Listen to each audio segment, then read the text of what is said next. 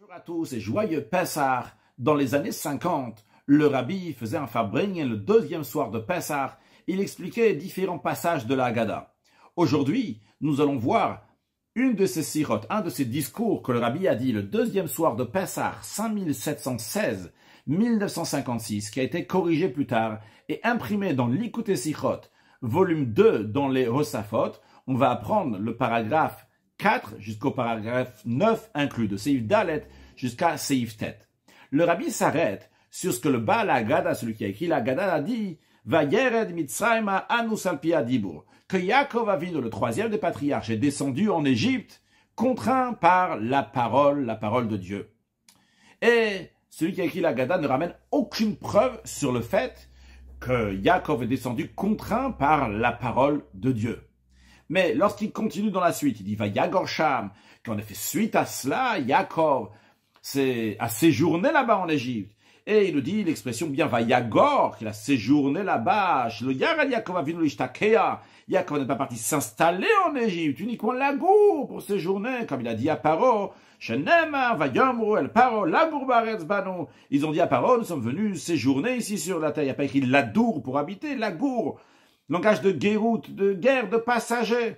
Donc il ramène une preuve sur la deuxième phrase qui dit « Vayagor Sham », qu'il est parti seulement séjourner là-bas, il ramène une preuve. Mais le rabbi dit, sur la première des choses qui dit que « Vayered Mitzrayim », que Yaakov est descendu en Égypte contraint par la parole de Dieu, sur ça, le Baal Haggadah, celui qui a écrit la Haggadah, ne ramène pas de preuve.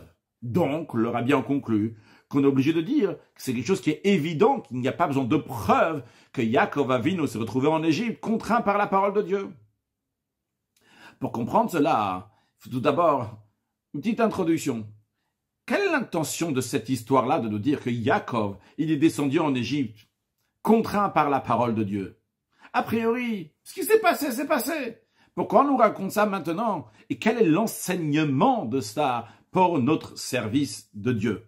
Donc, en d'autres mots, nous avons trois questions. Pourquoi d'abord celui qui a écrit la Haggadah ne ramène pas de preuve que Yaakov est descendu en Égypte contraint par la parole de Dieu? Deuxièmement, pourquoi on nous raconte cette histoire-là? Qu'est-ce que ça nous change maintenant que Yaakov est descendu en Égypte contraint par la parole de Dieu? Et troisièmement, quel est l'enseignement pour nous dans notre service de Dieu? Le rabbi dit l'explication est la suivante. Lorsqu'on regarde, on médite dans la situation actuelle, qu'on se trouve dans une obscurité qui est double et redoublée, on risque de baisser les bras et de penser, dire « Comment pour arriver à la délivrance ?» Et particulièrement, comme on apprend la chassidoute, on sait l'élévation, la grandeur qu'il va y avoir lorsque Mashiach va venir, l'époque messianique, la délivrance. On se dit « C'est impossible, comment est-ce possible de passer de l'obscurité d'exil à une si grande délivrance ?» Mais le rabbi dit en vérité, c'est pas du tout comme ça qu'il faut réfléchir. Bien au contraire. Lorsqu'on réfléchit de manière plus profonde, la question n'est pas comment on va arriver à la délivrance. Au contraire, la question elle est comment est-ce possible qu'il y a une situation d'exil? Et le rabbi explique la question. Bani matem lavai elokechem. Le peuple juif sont des enfants de Dieu. Et comme c'est expliqué dans le Tanya longuement, le Tanya explique que nous sommes comme un fils qui vient du cerveau de son père. Donc on est lié à Hachem comme des enfants vers leur père. Et le rabbi dit en vérité, même cet exemple-là, il n'explique pas vraiment le concept, le juif avec Hachem. Pourquoi? Parce que même quand on parle d'un enfant et son père, d'un fils et son père, vrai que le fils vient du cerveau du père. Mais après, il devient une propre médecine, il devient sa propre existence à lui-même. Parce que le fils, c'est le pied du père, l'expression que j'ai employée, brakraad à voix. Et donc, c'est-à-dire qu'il est une autre chose finalement que le père. Et d'ailleurs, même halachiquement parlant, le fils n'a pas le devoir de donner sa vie pour sauver son père. S'il y a ou lui ou son père à sauver, c'est ta vie, la vie du fils qui va passer avant. Pourquoi? Parce que le fils, il est une médecine en soi-même, il a une existence en soi-même, il n'est pas une seule chose avec le père. En revanche, dans le concept, les neshamot du peuple juif sont toujours unis avec Akadosh Baruch Hu. Ils sont toujours une seule chose avec Dieu. Et donc, lorsque le peuple juif se trouve en exil, eh bien, Kadosh Baruch Hu, Dieu aussi se trouve en exil. Comme il est écrit, Galo le Bavel Shrina même. Lorsque on a été exilé à Bavel, en Babylone, la Shrina, la présence divine à Kadosh Baruch Hu, est avec nous. Donc, on n'est pas juste quelque chose d'autre que Dieu. On est une seule chose, on est unis avec Hachem, et Hachem, il est avec nous-mêmes en exil.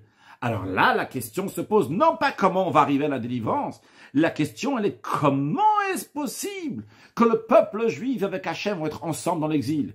Et si vraiment ils se trouvent en exil, la galoute aurait dû s'annuler, arrêter d'exister, parce qu'il y a le peuple juif à Kadosh Baruch qui se trouve.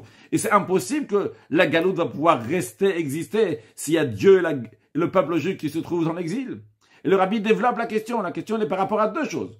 Premièrement, par rapport à Dieu, le peuple juif, comment est-ce possible que comment est-ce possible que le peuple juif va être en exil? Ça, c'est le premier côté de la question, par rapport à Dieu, le peuple juif. Mais aussi par rapport à l'exil, comment il peut exister s'il y a Dieu, le peuple juif à l'intérieur? L'exil, c'est des limites. C'est pour ça que ça s'appelle Mitzrayim. Mitzrayim, c'est un langage de Mitzarim, de Gvulim, de barrières. Akadosh Baruch Hu, Dieu, le peuple juif, c'est illimité. Comment est-ce possible que quelque chose de limité va pouvoir recevoir à l'intérieur quelque chose qui est illimité? La règle, elle est qu'on ne peut pas mettre un éléphant dans le chat d'une aiguille, même dans un rêve. Pourtant, les deux sont limités. L'éléphant, il est limité, et le chat de l'aiguille, il est limité. Et quand même, la limite du chat de l'aiguille ne peut pas intégrer, ne peut pas recevoir quelque chose d'autre qui est aussi limité comme l'éléphant. Alors, à plus forte raison, lorsqu'il s'agit de quelque chose qui est limité et illimité, l'exil qui est limité, qui n'a pas la possibilité de réceptionner le blikvoul, l'illimité d'Akadosh Baruch Hu, du peuple juif. Et d'ailleurs, le rabbi nous dit, Manachar, deux choses d'une, quoi qu'il arrive, c'est ou l'un ou l'autre. Akadosh Baruch Hu, il ne veut pas venir dans l'exil. S'il y a un exil, l'autre doit partir. Si Akadosh Baruch Hu, le Bnei Israël se trouve en effet en exil, l'exil aurait dû s'annuler totalement. Et si déjà on retrouve que le camp de Sancheriv, donc un roi qui est venu faire la guerre contre le peuple juif, lorsque Dieu leur a fait entendre le cantique des anges, pourtant les anges sont plus bas que les neshamot des âmes du peuple juif, comme on le sait. Et pourtant, tous ces soldats-là, ils sont tout à fait annulés, ils sont tous morts. Alors, à plus forte raison, lorsque les neshamot Israël, les âmes du peuple juif, qui sont une seule chose avec Akadosh Baruch Hu, se trouvent en exil, eh bien, toutes les barrières de l'exil auraient dû s'annuler. Le rabbi répondit que la seule réponse qu'il y a à ça, c'est que Dieu, il peut tout faire. Et pour Dieu, il n'y a aucune limite, il n'y a aucune question. Dieu, il a eu le désir de faire l'exil, il a décidé de se rentrer aussi en exil, si on peut s'exprimer d'une telle manière, et de manière que l'exil, bien que d'elle-même n'est pas du tout un réceptacle pour ce qui est dans elle, parce que l'exil, elle est limité, et lui, elle est illimité, quand même, l'exil va continuer à exister. Et lorsqu'on réfléchit d'une telle manière, alors à ce moment-là, il n'y a pas lieu de penser comment est-ce possible que la délivrance va venir. Au contraire, en vérité, l'exil n'a aucune logique. C'est complètement irrationnel. C'est uniquement parce que Dieu, il a décidé pour une certaine raison. C'est la raison pour laquelle que lorsque cette raison d'Akadosh Baruch Hu va être concrétisée, la Géoula, la délivrance va venir automatiquement. Le rabbi conclut, donc il répond à notre question. C'est ça que le Baal Agada, il dit, Vayer Mitzrayim, que Yaakov est descendu en Égypte. C'était Anus al Pia Dibur. C'était un cas de force majeure. C'était pas quelque chose qui est logique. Ça que Yaakov est descendu en exil égyptienne, c'est pas logique du tout. C'est contraint par la parole de Dieu. Et la parole de Dieu, elle n'a aucune limite. Il peut tout faire. Et ça, que si ce serait pas ce qu'on vient de dire, donc si c'est pas par la parole de Dieu, c'est qu'il n'y a pas de possibilité qu'il va y avoir l'exil, c'est tellement évident qu'il n'y a pas besoin de ramener de preuves. C'est évident. Comment est-ce possible qu'on mette en exil si ne serait-ce qu'Akadosh Baruch Hu contraint par la parole? Donc c'est la raison pour laquelle il n'a pas ramené de preuves.